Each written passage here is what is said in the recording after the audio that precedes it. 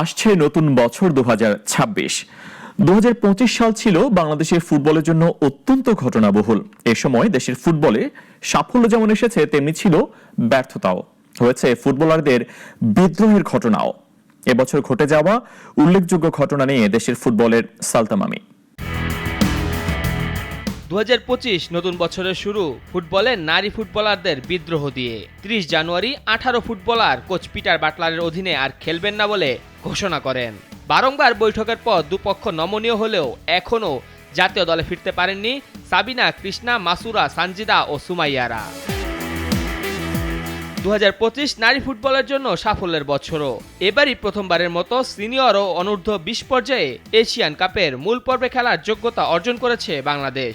এছাড়া ঢাকায় অনুষ্ঠিত সাফ অনূর্ধ্ব 20 টুর্নামেন্টেও হয় চ্যাম্পিয়ন। ফিফা র্যাঙ্কিংয়ে 112তম অবস্থানে থেকে বাংলাদেশ নারী দল বছর শেষ করেছে।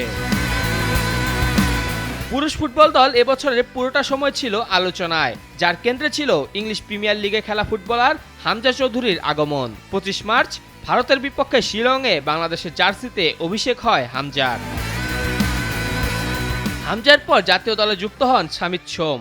এ দুই প্রবাসী ফুটবলার যুক্ত হওয়ার পর এশিয়ান কাপের প্রতিটি ম্যাচে দর্শক আগ্রহ ছিল তুঙ্গে। যদিও সেই অনুসারে মাঠে সাফল্য পায়নি বাংলাদেশ। বড় সাফল্য বলতে ঘরের মাঠে ভারতকে হারানো। এ কারণে বছর জুড়েই ভক্ত সমর্থকদের তোপের মুখে ছিলেন বাংলাদেশ কোচ হাভিয়ের কাবরেরা।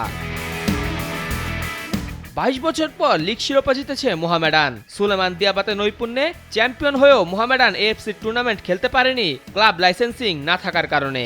অন্যদিকে বছর জুড়ে স্থবির ছিল তৃণমূল ফুটবল, শুরুই হয়নি পাইওনিয়ার লিগ।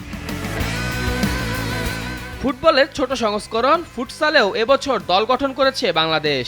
আনা হয়েছে বিদেশি কোচও। সব মিলিয়ে দেশের ফুটবলের জন্য 2025 হয়ে থাকবে অনেক সুযোগ পেয়েও কাজে না লাগাতে পারার আক্ষেপের বছর হয়েই। মেহেদী হাসান মুন্না, নাগরিক।